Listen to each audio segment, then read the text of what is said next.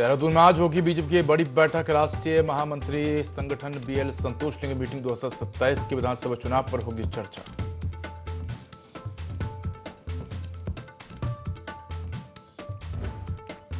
बेरोजगार संघ ने की मुख्यमंत्री पुष्कर सिंह धामी से मुलाकात। सीएम धामी बोले गड़बड़ी करने वालों पर होगा सख्त एक्शन। बेरोजगार छात्रों का हित सर्वोपरि।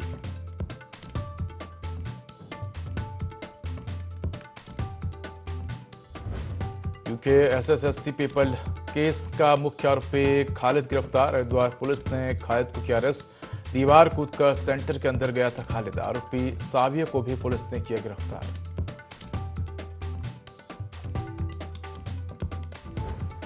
ऋषिकेश में रामलीला रोकने और मुकदमों के विरोध में राम हनुमान संघ टोली पहुंची कोतवाली। कलाकारों ने गिरफ्तारी देकर जताया विरोध। रामलीला समिति ने सरकार से हस्तक्षेप की मांग की।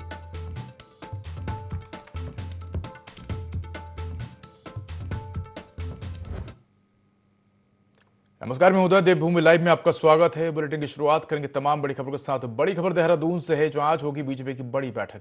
राष्ट्रीय संगठन महामंत्री बीएल संतोष बैठक लेंगे। बैठक में 2027 के विधानसभा चुनावों पर चर्चा होगी।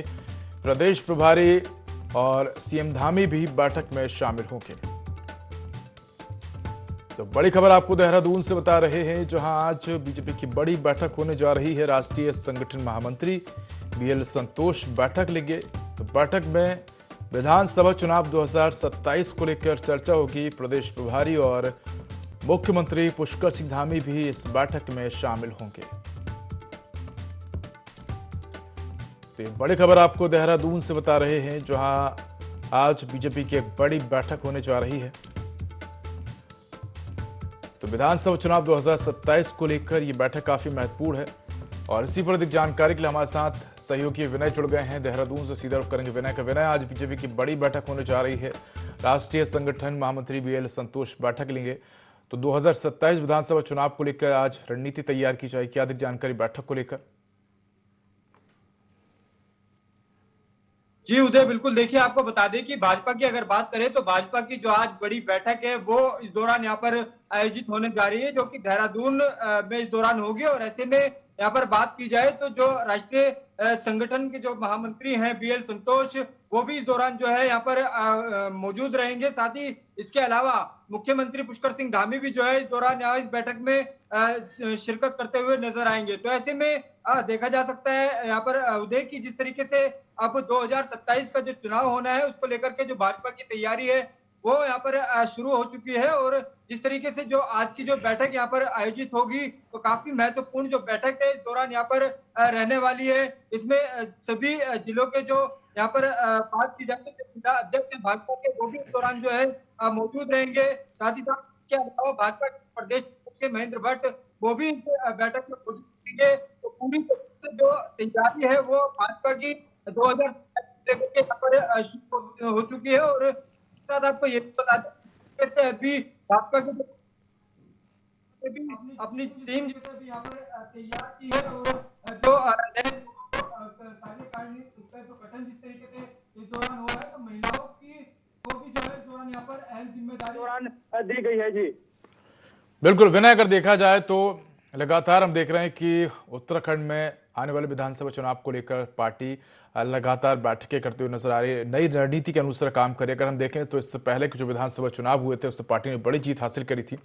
इस बार की जो विधानसभा चुनाव है उसमें किन मुद्दों को लेकर पार्टी आगे बढ़ेगी और किस प्रकार से जो वोट परसेंटेज है उसको बढ़ाया जाए, तमाम दलों को, तमाम वर्गों को साधा जाए, वो किस प्रकार से रणनीति बनाई जाएगी? जी उदय, बिल्कुल। देखिए, आपको बता दें कि जिस तरीके से यहाँ पर बात की जाए 2027 की, तो 2027 में जिस तरीके से यहाँ पर विधानसभा का जो चुनाव होगा, ऐसे में भाजपा की जो रणनीति है वो अब यहाँ पर तेजी से चलती हुई नजर आ रही है। आज की जो बैठक होगी, बैठक में जो है इस विषय को लेकर के जो चर्चा है वो इस दौरान की जाएगी। साथ ही साथ यहाँ पर बात की जाए तो जिस तरीके से उत्तराखंड सरकार द्वारा यहाँ पर विकास योजनाएं जिस तरीके से इस दौरान उत्तराखंड में चल रही है, और ऐसे में यहाँ पर बात की जाए तो जो वोटिंग परसेंटेज है उसको किस तरीके से यहाँ पर बढ़ाया जाए, उस सभी चीजों को लेकर के जो आज की बैठक है वो काफी महत्वपूर्ण जो है इस दौरान यहाँ पर मानी जा रही है। साथ ही साथ इसके अलावा यहाँ पर बात की जाए तो जिस तरीके से यहाँ पर 2027 में चुनाव होगा उसको लेकर के अब आज की जो बैठक है वो काफी महत्वपूर्ण तो रहेगी ही। साथ ही साथ इसके अलावा यहाँ पर बात करें उदय तो जिस तरीके से भाजपा ने यहाँ पर चुनाव लड़ाया है और चुनाव में यहाँ पर बड़ी संख्या में जिस तरीके से वोटिंग परसेंटेज इस दौरान बढ़ता हुआ दिखाई दिया और लोगों ने पूरी तरीके से भाजपा के प्रत्याशियों को समर्थन दिया है, वोट दिया है। तो ऐसे में देखा जा सकता है कि पूरी तरह से जो भाजपा है वो अपनी जीत को लेकर के आश्वस्त इस दौरान रहती है, और साथ ही साथ जिस तरीके से अभी से जो तैयारी है 2027 को लेकर के वो शुरू हो चुकी है। तो ऐसे में देखा जा सकता है कि किस तरीके से भाजपा जो है अपने संगठन को मजबूत करने के लिए पहले से यहाँ पर रणनीति तैयार करती हुई नजर आ रही है। साथ ही इसके अलावा यहाँ पर बात की जाए तो जिस तरीके से युवा मुख्यमंत्री है पुष्कर सिंह धामी, वो यहाँ पर जिस तरीके से उत्तराखंड के विकास कार्यों को लेकर के आगे बढ़ते हुए नजर आते हैं। साथ ही भाजपा की भी अगर बात की जाए तो भाजपा का जिस तरीके का जो मैनेजमेंट है, जिस तरीके की से यहाँ पर वो पार्टी के जो कार्यकर्ता हैं उनको मजबूत करती है। तो ऐसे में देखा जा सकता है उदय की आज की जो बैठक है वो भी काफी महत्वपूर्ण जो है इस दौरान आज यहाँ पर मानी जा रही है। जी बिल्कुल विनय, अगर देखा जाए तो उत्तराखंड में हम अभी तक देखते आए थे कि 5-5 साल जो है वो पार्टियां वहां पर आती थी। 5 साल बीजेपी की सरकार रहती थी, फिर उसके बाद 5 साल कांग्रेस की सरकार रहती थी। लेकिन जब से बीजेपी ने मुख्यमंत्री पुष्कर सिंह धामी को कमान दी थी, कहीं ना कहीं ये जो पुराना फॉर्मूला था वो टूटा था और एक बार फिर से बीजेपी की सरकार बनी। तो क्या ये माना जा सकता है कि इस बार बीजेपी हैट्रिक लगाने की तैयारी करती हुई नजर आ रही है? अब तीसरी बार एक बार फिर से मुख्यमंत्री पुष्कर सिंह धामी की अगुवाई में बीजेपी जीत को लेकर कहीं ना कहीं मीटिंग करती हुई नजर आ रही है, आगे बढ़ती हुई नजर आ रही है। इसके साथ ही आपसे ये भी जानना चाहेंगे कि उत्तराखंड में जिस प्रकार से प्राकृतिक आपदाएं आई हैं और मुख्यमंत्री पुष्कर सिंह धामी के नेतृत्व में सरकार ने जिस प्रकार से कड़े कानून बनाए हैं, चाहे वो नकल विरोधी कानून हो या जमीन अधिग्रहण को लेकर हो, या तमाम तरह के जो कानून हैं उनको छत्तीसगढ़ में इम्प्लीमेंट किया है, तो क्या इनके दम पर भी जो बीजेपी है वो आगे बढ़ती हुई नजर आएगी और एक बार फिर से हैट्रिक लगाने की तैयारी में है बीजेपी? जी उदय, बिल्कुल देखिए, बिल्कुल आपने सही कहा, क्योंकि जिस तरीके से उत्तराखंड की अगर बात करें तो उत्तराखंड में मुख्यमंत्री पुष्कर सिंह धामी जिस तरीके से कार्य करते हुए नजर आ रहे हैं और उनके कार्यों की जो सराहना है वो अन्य राज्यों में भी इस दौरान हो रही है। तो ऐसे में देखा जा सकता है कि जो जनता है, जनता जो है पूरी तरह से यहाँ पर मुख्यमंत्री पुष्कर सिंह धामी की जो सराहना करते हुए जिस तरीके से नजर आती है। साथ ही साथ जिस तरह से आपदा की अगर बात करें, आपदा क्षेत्र में भी इन दिनों मुख्यमंत्री पुष्कर सिंह धामी लगातार बने रहे, जिस तरीके से वहां पर इस दौरान वो पहुंचे। इसके अलावा उन्होंने फीडबैक भी अधिकारियों से इस दौरान वहां का लिया कि किस तरीके की व्यवस्थाएं हैं। तमाम चीजों को जो है इस दौरान देखते हुए धामी सरकार जिस तरीके से कार्य करती हुई नजर आ रही है उत्तराखंड में, तो वही जो आने वाला जो चुनाव है 2027 का, उसमें भी जो है इसका फायदा इस दौरान यहाँ पर देखने को मिलेगा उदय। क्योंकि देखिए, आपको ये भी बता दें कि जिस तरीके से 2027 का चुनाव होगा, ऐसे में बीजेपी जो है पूरी तरीके से जीत की हैट्रिक लगाने के लिए जो है बीजेपी ने यहाँ पर मूड बना लिया है। और जिस तरीके से अब जो रणनीति इस दौरान भाजपा की ओर से तैयार की जा रही है, तो वो जो है पूरी तैयारी के साथ इस बार जो है 2027 में मैदान में उतरते हुए नजर आएंगे। और साथ ही साथ जिस तरीके से यहाँ पर प्रत्याशियों की भी अगर बात करें, तो जो भी प्रत्याशी इस दौरान यहाँ पर भाजपा अपने उतारेगी, तो वो भी काफी मजबूत जो कैंडिडेट होंगे उन्हीं को जो इस बार यहाँ पर मैदान में उतारा जाएगा। जी बिल्कुल विनय, बीजेपी के सामने अगर हम चुनौतियों की बात करें तो तमाम चुनौतियां हैं, क्योंकि जो विपक्षी दल है वो तमाम तरह के आरोप लगाता है, चाहे वो महंगाई को लेकर हो, बेरोजगारी को लेकर हो, महिला अपराध को लेकर हो, या अभी हाल ही में जो आपदा आई है उसके दौरान भी हमने देखा कि जो राहत राशि वितरित की गई है उसको लेकर भी विपक्ष ने सवाल उठाए। ऐसे में कौन कौन सी महत्वपूर्ण चुनौतियां हैं जिनको लेकर बीजेपी को कहीं ना कहीं उनका सामना करना पड़ सकता है? क्योंकि हमने विधानसभा चुनाव के दौरान देखा था, जब विधानसभा चुनाव के दौरान बीजेपी को कुछ सीटों पर हार हुई थी, उसके बाद जहां उपचुनाव हुए वहां भी हमने देखा था कि बीजेपी को हार का सामना करना पड़ा था। तो ऐसे में क्या क्या चुनौतियां विपक्ष बीजेपी के सामने पेश कर सकते हैं और किस प्रकार बीजेपी इन चुनौतियों से निपटेगी?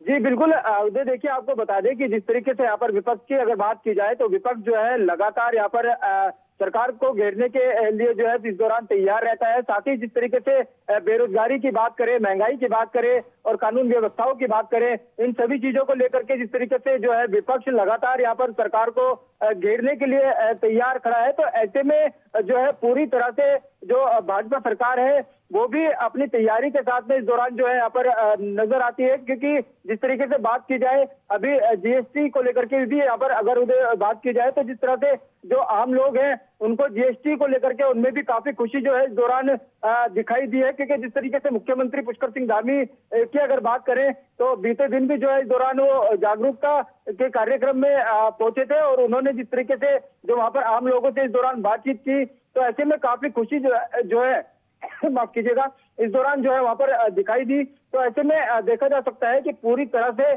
जो यहाँ पर बात की जाए तो उत्तराखंड का जो युवा वर्ग है वो भी मुख्यमंत्री पुष्कर सिंह धामी की जो सराहना है वो करते हुए नजर आता है। जी बिल्कुल कह सकते हैं कि काफी महत्वपूर्ण बैठक है। बैठक को लेकर आपसे जानना चाहेंगे कितने बजे से बैठक शुरू होगी और कौन कौन इस बैठक में शामिल हो सकता है? जी उदय, बिल्कुल देखिए इस बैठक की अगर बात करें तो 10 बजे का जो समय है वो यहाँ पर बैठक का रखा गया था। हालांकि धीरे धीरे जो भी यहाँ पर जो पदाधिकारी है भाजपा के वो पहुंचते हुए नजर आ रहे हैं। साथ ही साथ बीएल संतोष जो है वो भी इस दौरान इस बैठक में शिरकत करेंगे और अब से कुछ ही देर बाद अगर बात की जाए तो जो मुख्यमंत्री है पुष्कर सिंह धामी वो भी इस बैठक में शामिल होंगे। जी धन्यवाद विनय तमाम जानकारी के लिए। तो कह सकते हैं कि आज बीजेपी की बड़ी बैठक होने जा रही है। बेरोजगार संघ के अध्यक्ष राम कंठवाल के नेतृत्व में एक प्रतिनिधिमंडल ने मुख्यमंत्री पुष्कर सिंह धामी से सचिवालय में भेंट की। मुख्यमंत्री ने कहा कि यूकेएसएससी की हाल ही में आयोजित परीक्षा में गड़बड़ी करने वाले दोषियों को किसी भी सूरत में बख्शा नहीं जाएगा और सरकार इस मामले में पूरी सख्ती बरतेगी। मुख्यमंत्री ने कहा कि बेरोजगार अभ्यर्थियों के हित सर्वोपरि है और उनके हितों को सुरक्षित रखते हुए ही जरूरी निर्णय लिया जाएगा। उन्होंने स्पष्ट किया कि सरकार पारदर्शी और निष्पक्ष भर्ती प्रक्रिया सुनिश्चित करने के लिए प्रतिबद्ध है।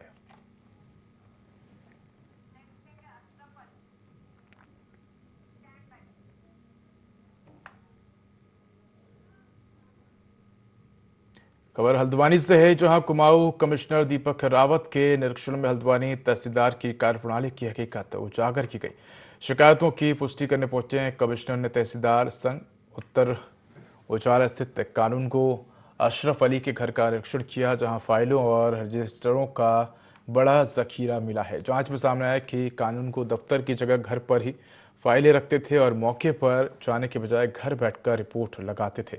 फाइलों को जानबूझकर लंबित करने के आरोप भी उन पर लगे हैं। कमिश्नर के छापे जैसी कार्रवाई से तहसील प्रशासन में हड़कंप मच गया। यह भी सामने आया कि कानून को अशरफ अली पूर्व में भी विवादों में घिर चुके हैं। इस घटना ने तहसील प्रशासन की भूमिका पर गंभीर सवाल खड़े कर दिए हैं।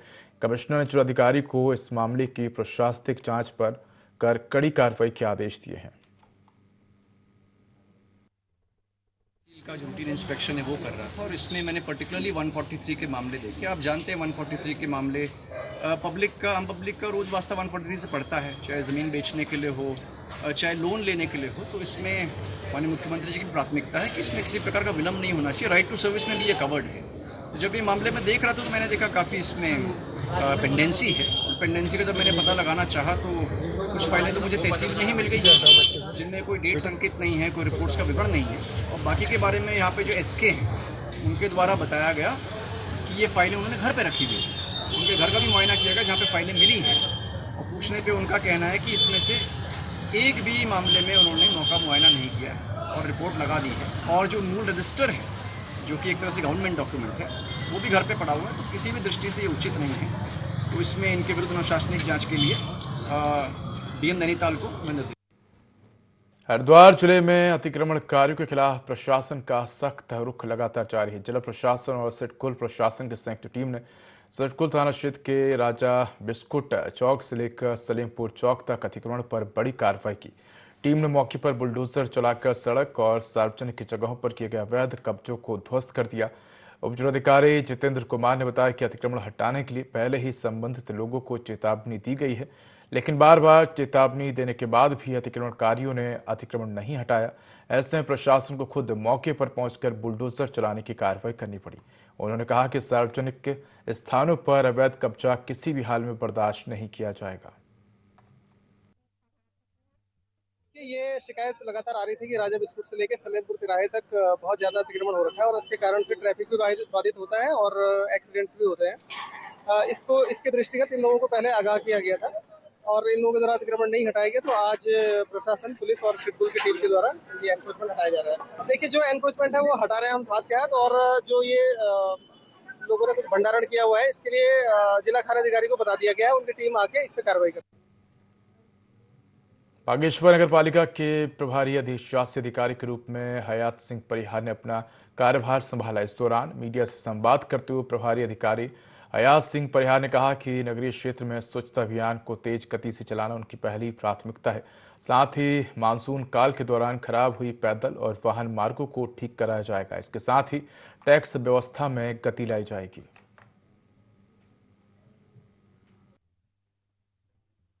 समस्त आपके चैनल के माध्यम से समस्त नगरवासियों को बधाई देता हूं, शुभकामनाएं देता हूं कि मैं पुनः एक साल लगभग 4 महीने योग के पद पर रहने के बाद आज शासन द्वारा मुझे पुनः नगर पालिका परिषद बागेश्वर में प्रभारी योग का दायित्व सौंपा है। मेरा सबसे पहला कर्तव्य रहेगा कि मैं नगर की साफ सफाई मेरा सबसे मुख्य कार्य रहेगा।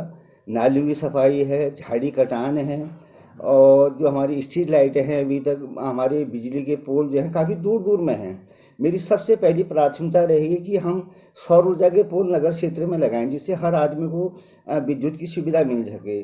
उसके बाद में जो है नगर का हमारा टैक्स है और नगर की जो हमारी आय है, इन चीज़ों में मेरा प्रमुख फोकस रहेगा। पालिका सफाई अभियान चलाएगी और मैं आगे को भी मेरा प्रयास रहेगा कि मानसून सत्र में हम पालिका बोर्ड में माननीय अध्यक्ष महोदय के दिशा निर्देशानुसार कुछ सफाई, जैसे हम उतरनी महीने में अतिरिक्त सफाई कर्मचारी रखते हैं, मेरा प्राथमिकता ये रहेगी कि मैं माननीय अध्यक्ष महोदय के निर्देशानुसार कुछ सफाई कर्मचारियों की और मांग करूंगा, ताकि मानसून सत्र में जैसे हमारे रास्तों में काई जम जाती है, रास्तों में नालियों के किनारे झाड़ी उग जाती है, वो कार्य में सबसे पहले प्राथमिकता के साथ।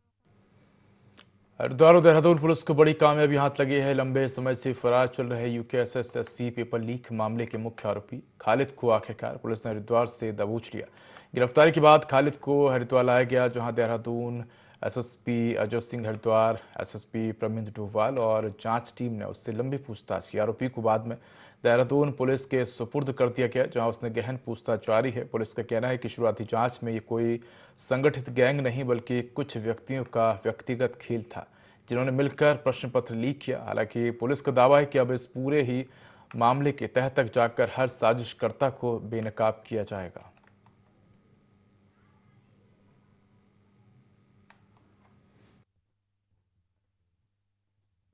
हरिद्वार पुलिस और देहरादून पुलिस के संयुक्त प्रयास से अभियुक्त खालिद को भी हिरासत में लिया गया है। इससे पूछताछ की जा रही है। जो भी आगे इसमें साक्ष्य आएंगे, जिस भी तरीके से विवेचना में जो आवश्यक साक्ष्यों की हमें आवश्यकता होगी, उसी के अनुरूप आगे की विवेचना चलेगी। इसको अभी देहरादून पुलिस को हस्तांतरित किया जा रहा है, ताकि आगे की जो कार्रवाई है वो देहरादून में ही की जा सके, क्योंकि अभियोग देहरादून में कायम है। तो देहरादून पुलिस अभी इसको यहाँ से देहरादून लेके सनसनीखेज इसको बताया गया था पेपर लीक की तरह, और अभी जो प्राथमिक हमारी पूछताछ एसएसपी हरिद्वार और उनकी टीम और सभी टीमों ने किया है, तो पेपर लीक जैसी कोई बात अभी प्रथम दृष्टया अभी पूछताछ में नहीं आई है। ये एक इंडिविजुअल कंडक्ट था, और जिसके पीछे अभी जो पूछताछ मिली है, कहीं ना कहीं एक कॉन्स्पिरेसी एंगल का भी लगता है कि कुछ था इसमें। तो बेसिकली अब विस्तृत पूछताछ के बाद ही इसमें स्टेटमेंट दिया जाना उचित होगा। लेकिन अभी जो है, क्योंकि इसको अभी हिरासत में ले लिया गया है, क्योंकि इस केस का हमारे वांटेड भी था, प्लस सबसे महत्वपूर्ण बात ये थी, ये जानना बहुत जरूरी था कि क्या कोई सुनियोजित तरीके से कोई षड्यंत्र था कि नहीं था। दूसरी चीज थी, क्या कोई ऑर्गेनाइज गैंग तो नहीं कि पेपर लीक के माध्यम था। तो ये स्पष्ट करना चाहूंगा कि कोई ऑर्गेनाइज इसमें गैंग नहीं था, और ये मात्र एक इंडिविजुअल या कुछ लोग के बीच में मिलकर मुझे लगता है कि ये काम किया गया था। अभी जो पूछताछ में निकला, चूंकि अभी बहुत अर्ली बताना कुछ भी है, बट हम दोनों एंगल को इसमें जांच कर रहे हैं। एक कॉन्स्पिरेसी एंगल भी कर रहे हैं, और दूसरा ये है कि किस तरह से इसने पेपर को 12 क्वेश्चन जो आउट किए थे। तो काफी सारी जानकारी मिल गई, बट चूंकि अभी इन्वेस्टिगेशन ऑन, अभी पूछताछ जारी है, तो इस पर विस्तृत जानकारी बाद में दे पाएंगे। हरिद्वार के लालढांग से चिल्लर खाल तक जाने वाली 8 किलोमीटर लंबी सड़क न बनने से स्थानीय लोगों में आक्रोश है। लोग लंबे समय से सड़क को बनाने की मांग कर रहे हैं। इसके साथ ही लालढांग से स्थानीय लोगों ने सड़क को बनाए जाने की मांग के लिए संघर्ष समिति बनाई है। स्थानीय लोगों का कहना है कि सरकार ने हर हाल में इस सड़क को बनवाया जाएगा और ग्रामीणों ने रोड नहीं तो वोट नहीं के नारे लगाते अपना विरोध भी जाहिर किया है। तो सरकार से सड़क बनाने की मांग की है।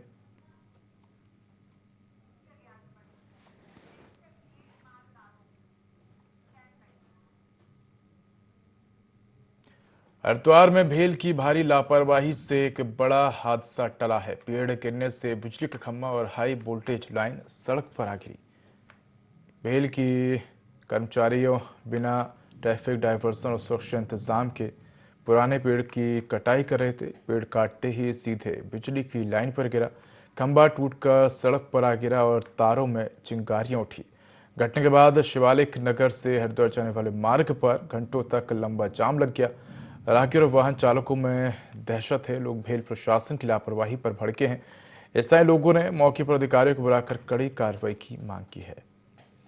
हरिद्वार भेल प्रशासन की बड़ी लापरवाही सामने आई है। बताया जा रहा है कि पेड़ गिरने से बिजली का खंभा और हाई वोल्टेज लाइन सड़क पर आ गिरे। बताया जा रहा है कि भेल के कर्मचारी बिना ट्रैफिक डायवर्जन और सड़क का सुरक्षा इंतजाम के पेड़ की कटाई कर रहे थे। पेड़ काटते ही सीधे बिजली की लाइन पर जा गिरा और खंभा टूटकर सड़क पर आ गिरा। तो इससे तारों में चिंगारी उठ गई और राहगीरों में दहशत फैल गई। तो बताया जा रहा है कि जो खंभा है अचानक से बीच रास्ते पर आ गिरा है, जिससे लोगों में भय का माहौल देखने को मिला।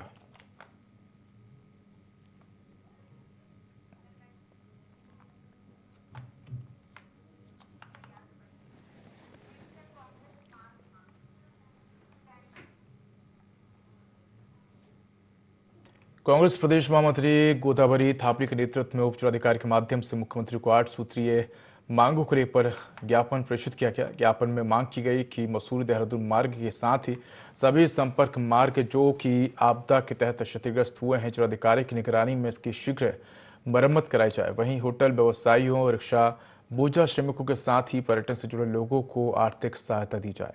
शहीद स्तर पर कांग्रेस पार्टी द्वारा 120 रिक्शा श्रमिकों को राशन वितरण किया गया है। और इस अवसर पर प्रदेश महामंत्री गोदावरी थापली ने कहा कि मुख्यमंत्री से मांग की है कि मसूरी विधानसभा को विशेष पैकेज दिया जाए।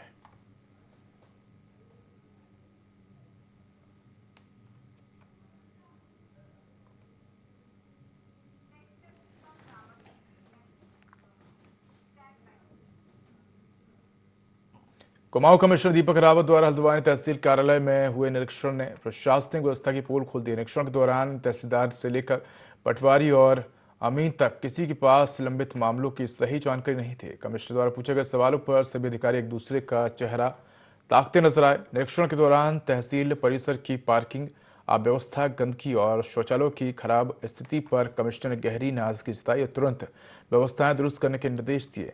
जब वे कोर्ट रूम पहुंचे और लंबित मामलों 143 के प्रकरणों और वकायदारों की सूची चस्पा करने संबंधी जानकारी मांगी तो अधिकारी संतोषजनक जवाब नहीं दे पाए। इस पर कमिश्नर ने कड़ी फटकार लगाते हुए पत्रावलियों के रखरखाव को भी असंतोषजनक बताया। कमिश्नर रावत ने साफ निर्देश दिए हैं कि 3 महीने के भीतर तहसील में लंबित पड़े सभी मामलों का निस्तारण किया जाए, अन्यथा जिम्मेदार अधिकारियों पर कठोर कार्रवाई की जाएगी।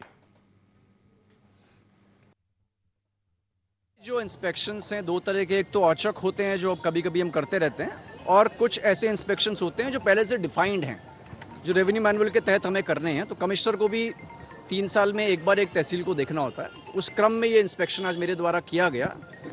इसमें कुछ तो गंभीर खामियां हैं, जैसे एक तो 143 की जो रिपोर्ट्स लगनी हैं उसका रखरखाव ठीक से नहीं है। और भी मुझे पता चला कि बहुत सी जो फाइलें हैं ये एसके के कक्ष में तो लंबित थी ही। इनका कहना है कि इसमें से 25-26 फाइलें इनके घर पे भी हैं, तो उनको भी मंगवाया जा रहा है अभी। तो ये किसी भी दृष्टि से ये उचित नहीं है। तो फिलहाल इस बुलेटिन में इतना ही। खबरों का अधिक अपडेट के लिए देखते रहिए i24। नमस्कार।